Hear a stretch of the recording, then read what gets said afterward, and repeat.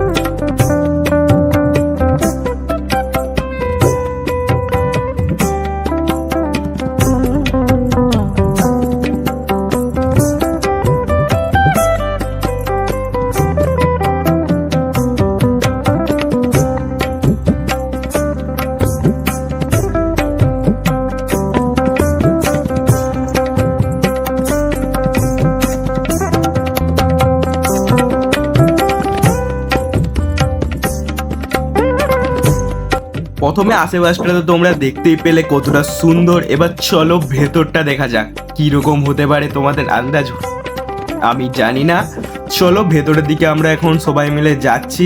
এদিকে মা রয়েছে আমার পাশে, আর দাদা তো অ্যাডভান্স পাবলিক মানে আগিয়ে চলে গেছে। আর উপরের ডিজাইনটা গাইজ সত্যি সেরা রয়েছে।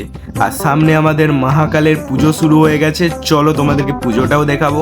আর মহাকালের সামনে তো তোমরা ট্রেলারটা দেখেইছো, এবার পুরো ট্রেলার সমেত পুরো ভিডিওটা দেখে নাও কেমন সুন্দর লাগছে। এখানে আমাদের নন্দী মহারাজ বসে রয়েছে, আর সামনে আমাদের মহাদেব, আমাদের গুরুজি, আমাদের মহাদেব, যাকে আমরা মহাকাল বলে থাকি।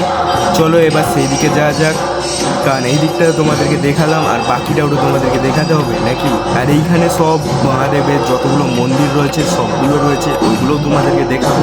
প্রথমে চলো আগে পুজোটা তোমাদেরকে দেখিয়ে নিই, তারপর বাকিটা তোমাদেরকে আমি দেখাচ্ছি, ঠিক আছে? দেখতে থাকো ভিডিওটা, ভালো তো লাগবেই, কারণ মহাদেব মহাদেব সবার মনের মানুষ। চলো এবার এইদিকে দেখতেই পাচ্ছ পুজো হচ্ছে। সত্যি বলতে প্রথমে ভাবিনি যে ভেতরের দিকে ঢুকতে দেবে আমাদেরকে। যখন এনারা পুরো মন্দিরটা পরিক্রমণ করতে বেরিয়ে পড়লো, তারপর দেখলাম সবাইকে ভেতরে ঢুকতে দিচ্ছে। আমি জাস্ট আমি ভাবলাম মনে হয় বাইরে থেকেই হয়, বাট ভেতরে যখন ঢুকতে দিল না, জাজ বলছি ভেতরের দিক থেকে না একটা আলাদাই অনুভূতি আসছিল আমার। আমি মহাদেবের যে এতটা সামনে আসতে পারবো কখনো ভাবিনি। এখানে এসে পুরো একবার শুয়ে পড়ার মতো একবার মাথা ঠেকিয়ে আমি আগে ঘরটা করলাম, করে তারপর গাইস তোমাদেরকে এখানে ক্লিপটা দেখাচ্ছি। দেখো জাস্ট গাইস, মহাদেবটা দেখতে থাকো কতটা সুন্দর লাগছে মহাদেবকে। আজ মহাদেবেরকে প্রথম আমি এরকমভাবে দেখছি। সত্যি বলতে কখনো আমি এরকমভাবে ফিলিংস করিনি যে মহাদেবের কাছে আমি এরকমভাবে আসতে পারবো। ফাইনালি আজ আমি এই ইচ্ছাটা বলো এটা আমার পূরণ করতে পেরেছি। আর এই হলো সেই মন্দিরগুলো, দেখতেই পাচ্ছ যেই যেই স্থানে মহাদেব এখনও রয়েছে সেই সব মন্দিরগুলোকে এইখানে ফ্রেম বানিয়ে রাখা হয়েছে, দেখতেই পাচ্ছ গাইজ। দেখে নাও, তোমরা দরকার বলে পজ করে ভিডিওটা দেখতে পারো, কোনো ব্যাপার না। আর দ্বিতীয় এখানে দেখতেই পাচ্ছ বাইরের দিকের কিছু কিছু জায়গা বাইরেও এরকমভাবে মহাদেবের রয়েছে, সেগুলো তোমাদের কাছে আমি তুলে ধরছি। আর দেখতে পাচ্ছ এখানেও রয়েছে, এটা আমি ভালোভাবে বুঝতে পারছি না এটা কি, কারণ রাতের জন্য একটু প্রবলেম হচ্ছিলো, দ্বিতীয় আমি শ্যুট করার সময় অত ভালো করে খেয়াল করিনি। আর মন্দিরটা দেখো গাইজ কতটা বড়, জাস্ট কতটা বড় মন্দির। আর দ্বিতীয় আজকের দিনে তো চন্দা মামা আলাদাই খুশিয়েছিল মনে হয়। পুরো চাঁদ আমাদের পুরো এই যে মন্দিরের কোণাকোণে এমনভাবে রয়েছিল না, দেখতে খুবই সুন্দর লাগছিল। উপরের দিকে দেখতে পাচ্ছ চাঁদটাকে কতটা ছোট্ট লাগছে। আর আজকের ভিডিওটা তো দেখতেই পেলে, এই তো আমার মা, এখানে দাদা এখানে চলে এসেছে, তার সঙ্গে কিছু মাস্তি করছি। আর দ্বিতীয় আজকের ভিডিওটা আমরা এইখানেই শেষ করছি গাইজ। কেমন হচ্ছে বলো, আর আশা রাখছি এটা আমি একটু সাপোর্ট পাবো, অনেকদিন কোনো সাপোর্ট দেখতে পাচ্ছিলাম না। চলো বাই, আবার নতুন ভিডিওতে আসছি, ভালো থেকো, চলো টাটা, বাই বাই।